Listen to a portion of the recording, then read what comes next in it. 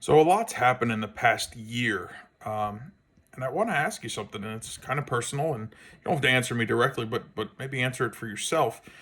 Were you prepared when COVID-19 hit about a year ago? I mean, we're January of 2021. This probably came to fruition in February or March, so let's say 10 months ago.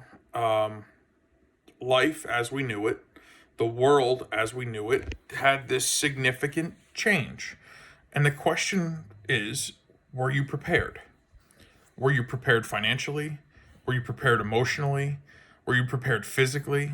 And these are all questions that you probably should ask yourself and have a serious conversation about. And the reason I say that is not a lot of people were prepared.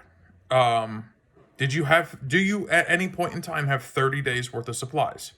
30 days worth of medication, vitamins, water, food, toilet paper, paper towels, laundry detergent, basic necessities, 30 days worth of food for your pets, your kids, your animals, whatever. Are you prepared for 30 days to sustain yourself? Are you prepared to protect yourself for 30 days? And not so many people can say they were. Why do you think we had this rush and shortage of toilet paper and household items and things of that nature? It's because people weren't prepared. And I wonder now, 10 months later, are you still not prepared? Is your freezer full? Is your pantry full? Do you have soap and vitamins and supplements and nutrition and water and all that stuff? Do you have all that readily available? And if you don't, you should ask yourself why. Now, listen, I'm hoping we're not ever going to run into that situation ever again. But historically, this happens from time to time. We as people need to be prepared. Did you have cash reserves? Did you have some money in the house? Did you have money in the bank? Did you have, were your bills able to be paid? Were you able to sustain your mortgage? If you lost your job, whatever your situation was, were you prepared for that as well? And a lot of people weren't. It's sad that most of us here in America don't have that much money, put aside for a rainy day. And with that, it becomes, relatively an issue. That's something we need to, as society, focus a little bit more on and be a little more prepared. We should all have some reserves. Now, I've shot videos in the past kind of explaining the way I divvy up my income. And listen, it's something that you need to sit down and think about. If you have no savings, if you don't have 90 days worth of living expenses in the bank, you need to really, really strongly reevaluate where you're at. And I'm not talking 30 days, I'm talking about 90 days. You should have 90 days liquid to pay your mortgage, your rent, your utilities, your food, your essentials, your bare needs. You should have 90 days on hand always. Listen, you should have more than that, but a minimum of 90 days. So when something like this happens, and it may happen again at some point in time, you have to be prepared. Now, listen, are you mentally prepared? Are you strong enough mentally to handle this? To handle what was dealt to us? I mean, listen, we were told by the government to go home.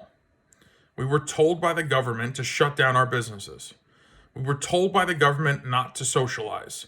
We were told by the government to basically distance ourselves from anybody that we were able to, the exception of the people we lived with in the same house.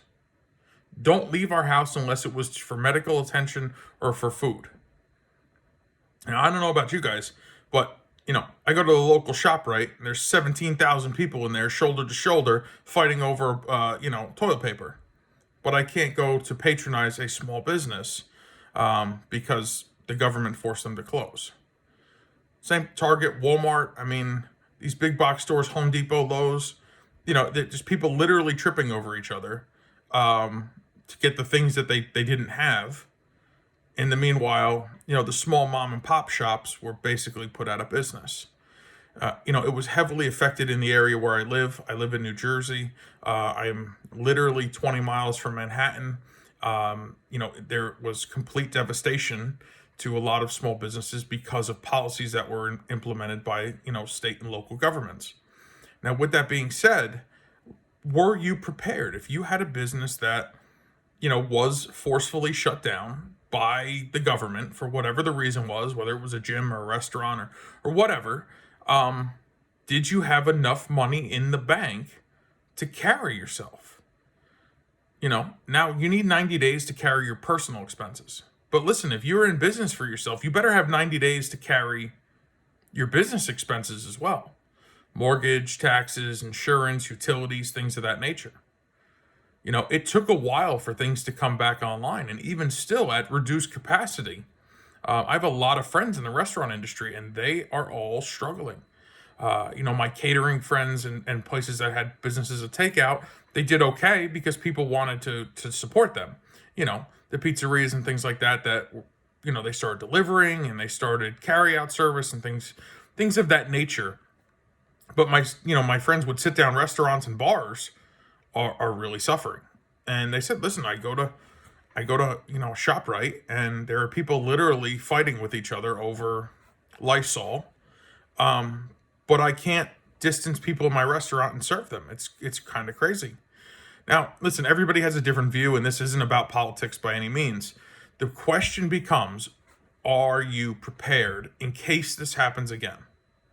Do you have enough money on hand to sustain more than 90 days?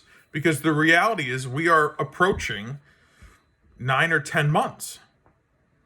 So do you have a year or two worth of money put aside in a situation like this?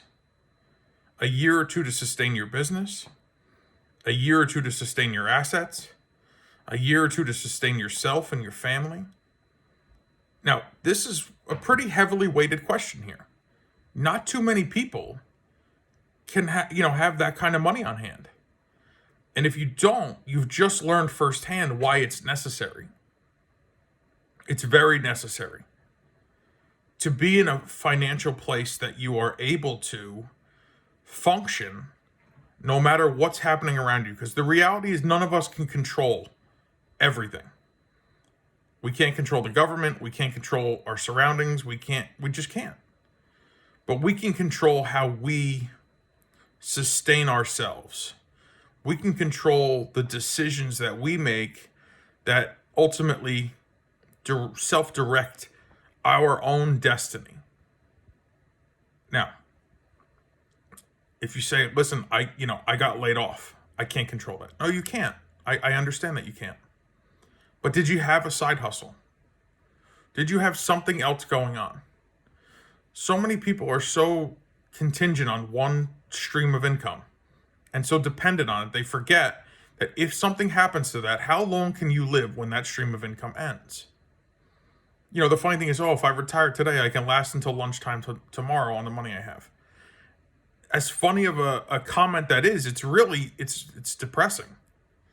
And that is the case for most people. Most people have credit card debt. They're carrying personal debt. They have mortgage debt. They have car payments.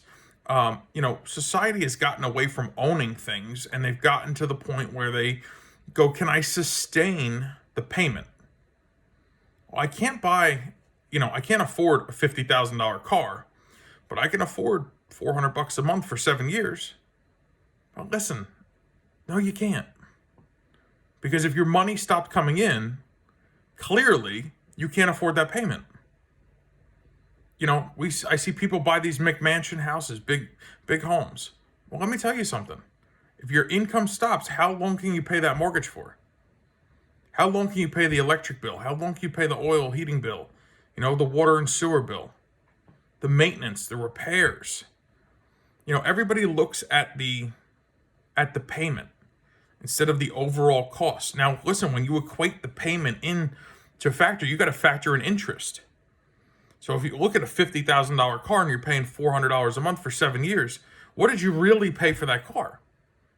At some point, that car becomes worth less than the amount of money you owe on it because the car depreciates in value as you are paying down the debt and the interest owed in order to maintain that payment to own that vehicle. So guys, these are things you need to strongly think about. You need to strongly think about, are you prepared? And if you're not prepared, what do I have to do to change in my life so that I am prepared to sustain myself. God forbid, plan A doesn't work. Do you have plan B? Do you have plan C? Do you have plan D? Listen, you should have multiple streams of income. Everybody should. I don't care if you have a great job that pays you $500,000 a year. You've built your lifestyle on that income. And if something happens to that income, you have yourself a very, very real problem. I always tell people you should live on a very small portion of your actual income. And you should be saving as much of a portion as you're living on. And you should be investing as much of a portion as you're living on. If you're not, then unfortunately you are probably setting yourself up to be a victim of your own decisions. We are all self-made people. We all make decisions for ourselves. And those decisions we make for ourselves typically affect the ones we love. Our spouses, our children, our parents. Now, if you want a better outcome, you have to make better decisions. And it really comes down to a choice. And life is full of them. If you want to make a better life, you have to make better choices. Someone once told me we live with the choices we make. And I said, I'm like, well, that's an interesting statement.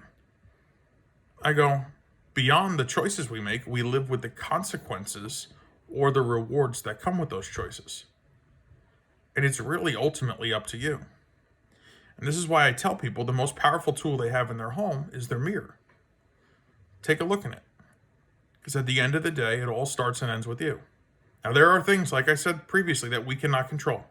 We can't control the government. We can't control what they forcefully tell us to do, whether it's infringing on our rights or not. There are certain things that we cannot control. But we can control being prepared. We can be prepared mentally. We can be prepared physically. We can be prepared financially. We can be prepared with supplies. We can be prepared to protect ourselves. And those are things you need to consider. So, if you feel like you are missing a piece here, if you feel like there needs to be more of an insurance policy on yourself, meaning sustaining yourself, then I'm going to encourage you to take a look at what is your side hustle. What is plan B, C, D, E? I mean, you should have multiple plans. You know, I've shared with you guys, I have multiple streams of income.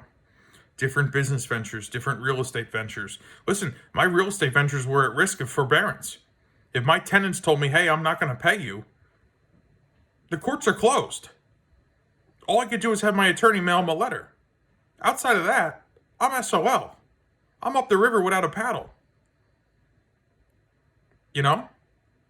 So I can't just say, oh, my real estate holdings are always going to pay me. It doesn't work that way. The government told my tenants they don't have to pay me.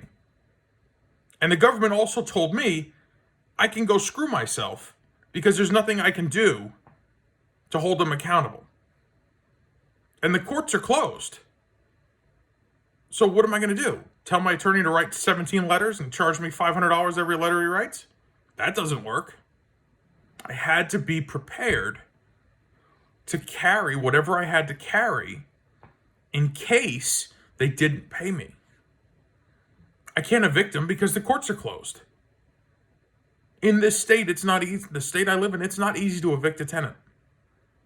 It's actually very, very difficult. So with that being said, I had to be prepared if they chose not to pay me. Because there was no way for me to force them to. So that's why I can't just say, oh, I have rent coming in, I'll be fine. It has to only be a piece of my income.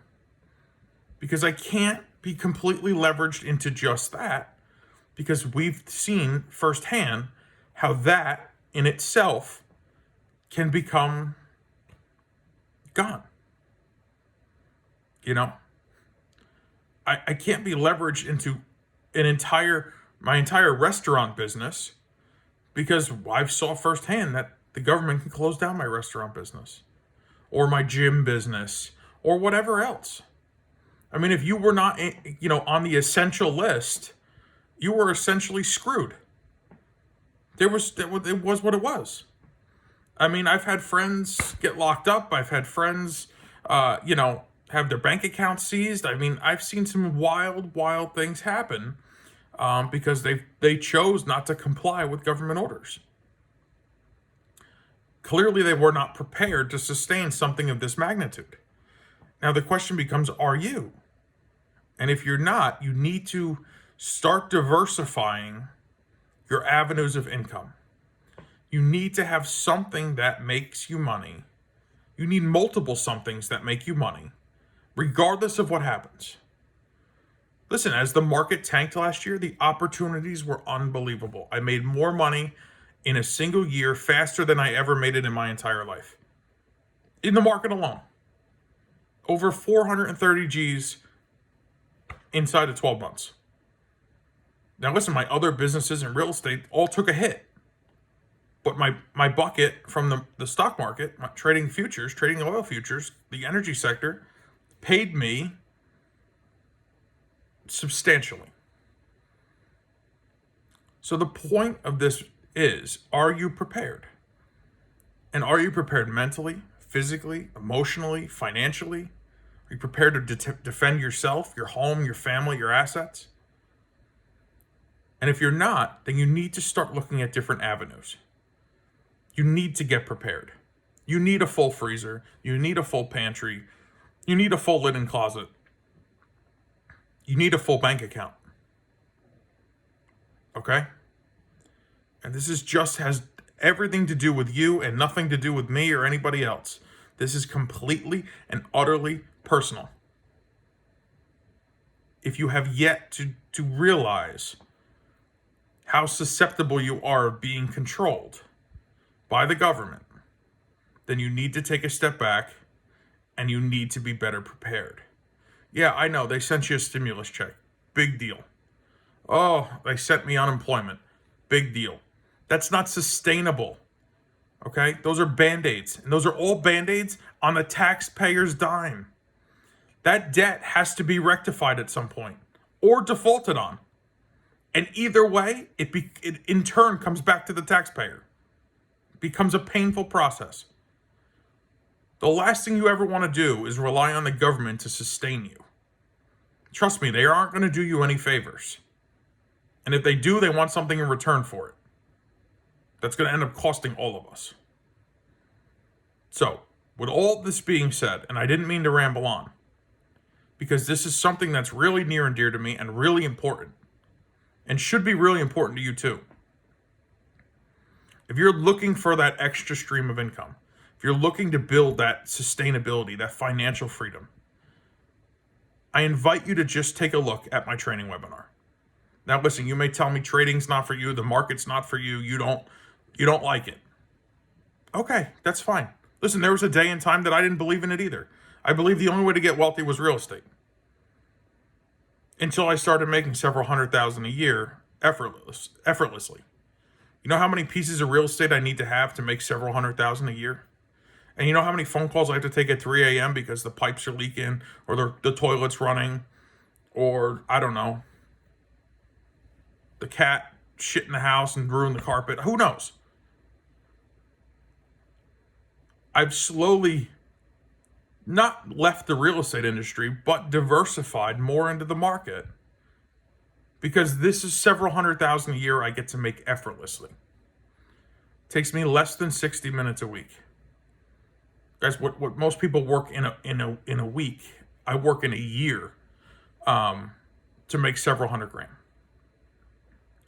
So I'm not touting myself. I'm not patting myself on the back. I'm nobody special. But if it's time for you to build another stream of income, if it's time for you to build something more sustainable than you have, if it's time for you to get prepared and be prepared for whatever this world throws at you, I'm telling you, take a little bit of time, check out my training webinar. I promise you it's well worth your time. It's not time wasted. And if it's a right fit for you, I would love to welcome you to the family. And if it's not, I completely understand that you're not ready, and it's okay. but do something. Do something to be prepared. Be prepared for yourself, for your spouse, for your family, for your future, for your legacy. Do not count on anybody other than the person that stares back at you in the mirror, because at the end of the day, that's what you really got to count on. And with that, guys, have a great day. Stay safe, stay healthy. God bless you all.